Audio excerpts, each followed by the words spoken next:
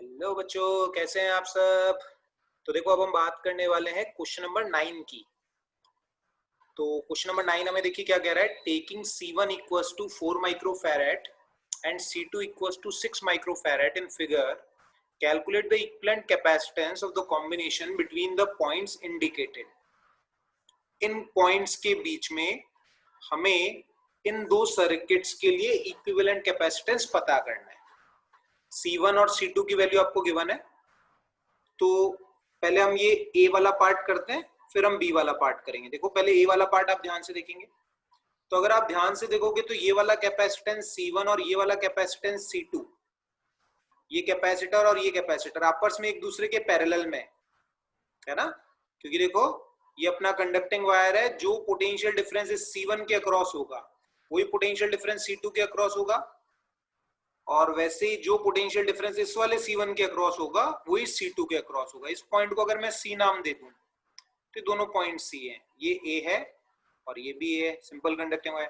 तो C1 A और C के बीच में जुड़ा हुआ है, वैसे ही C2 भी A और C के बीच में जुड़ा है। तो इस C1 और C2 का देखो, ये 4 माइक्रोफैरेड है, ये 6 माइक्रोफैरेड है।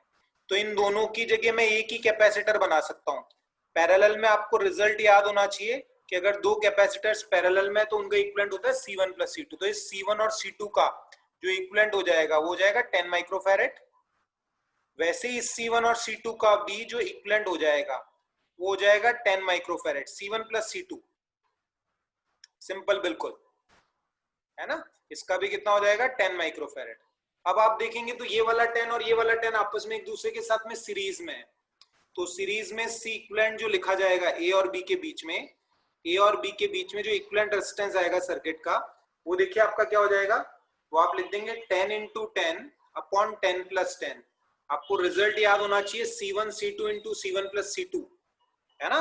बेसिकली इस तरह से हम पता करते हैं सीरीज में कि 1/C इक्विवेलेंट जो होता है 1/C1 प्लस 1/C2। तो बेसिकली C इक्विवेलेंट को मैंने क्या लिख दिया, देखिए इस तरह से लिख दिया, C1 C2 upon C1 plus C2। तो 10 इंटू 10 अपॉन 10 प्लस 10, 100/20, ये आपका आंसर आ जाएगा 5 माइक्रोफैरेड। ये अपना फर्स्ट पार्ट का आंसर हो गया 5 माइक्रोफैरेड। बिल्कुल सिंपल सा सवाल था, बोर्ड लेवल का सवाल एकदम। अब देखो बी पार्ट देखते हैं हम। ये भी सिंपल है, कोई मुश्किल वाली बात नहीं है इसमें, ध्यान से समझना। देखो ये C1, देखो ये पॉइंट A है ना, तो ये भी A होगा, ये भी A होगा, ये भी A होगा, ये भी A होगा, और ये B है तो ये भी B, ये भी B, ये भी B और ये भी B। और इस पॉइंट को मैंने C नाम दे दिया। तो ये सारे पॉइंट C होंगे क्योंकि सिंपल एक कंडक्टिंग वायर लगा हुआ है यहाँ पे। तो अगर आप देखोगे तो सारे ये वाले जो सारे कैपेसिटर्स हैं, देखो C1 C2 C1 C2, ये सारे कैपेसिटर्स A और C के बीच में जुड़े हुए हैं। देखो A और C के बीच में इस तरह से जुड़े हुए हैं।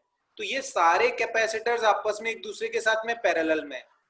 C1 की वैल्यू 4 है, C2 की वैल्यू 6 है, 4 6 4 6, ये आपस में पैरेलल में। और पैरेलल में हमें पता है C इक्विवेलेंट होता है C1 plus C2 plus C3 plus C4, अगर चार कैपेसिटर्स पैरेलल में जुड़े हुए हैं तो इन चारों कैपेसिटर्स का इक्विवेलेंट कितना हो जाएगा, देखिए 4 6 4 6, तो ये हो जाएगा 20। तो इन चारों की जगह मैं क्या बना सकता हूं, इन चारों की जगह मैं एक अकेला कैपेसिटर बना सकता हूं जिसका कैपेसिटेंस किसके बराबर होगा, जिसका कैपेसिटेंस 20 माइक्रोफैरेड के बराबर होगा। इन चारों की जगह मैंने एक अकेला कैपेसिटर बना दिया 20 माइक्रोफैरेड का। वैसे इन चारों की जगह भी मैं एक अलग एक सिंगल कैपेसिटर बना सकता हूं 20 माइक्रोफैरेड का। ये देखिए ध्यान से, ये 20 हो गया, ये भी 20 हो गया। अब देखो ये 20 और 20 आपस में सीरीज में। अब वही वाला फॉर्मूला देखो कैसे लगा दोगे, C equivalent 20 into 20 upon 20 plus 20। तो ये आ जाएगा आपका 400 अपॉन 40। सॉल्व करोगे तो C इक्विवेलेंट की वैल्यू कितनी आ जाएगी, 10 माइक्रोफैरेड। बिल्कुल सिंपल सा सवाल, सभी को समझ में आना चाहिए।